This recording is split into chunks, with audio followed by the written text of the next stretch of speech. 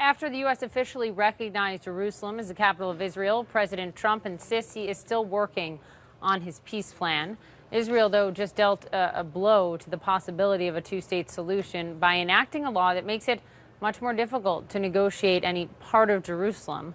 The city, of course, now the U.S. recognizing as the capital of Israel.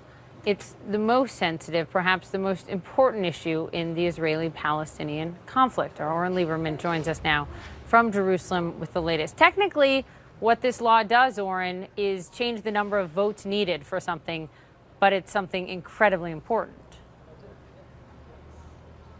Right. It requires an even larger majority of Israel's parliament to cede or to give up any part of Jerusalem to a foreign entity. Obviously, that would be the Palestinians in negotiations.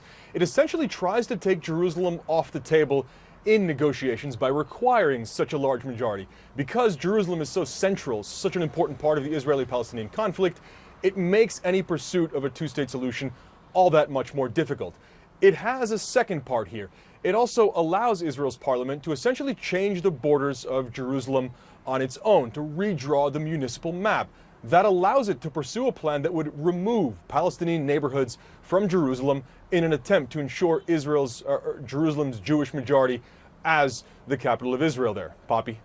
And what does this do to the president's hope for a two-state solution? I mean, the work that Jared Kushner, Jared Greenblatt are doing on that front, does it make it all but impossible? Does it make it much more difficult?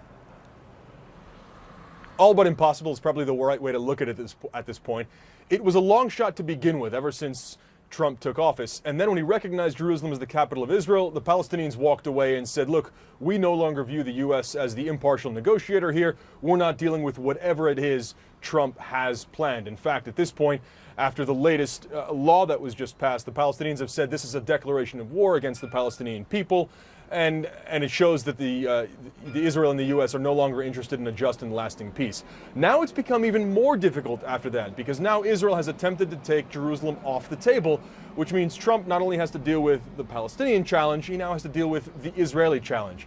And yet, as of recently, he still insists he's pursuing the ultimate deal. The question is, how? Because it no longer looks, Poppy, as if there's some reasonable way to try to get both sides to the table and to actually negotiate the issues here.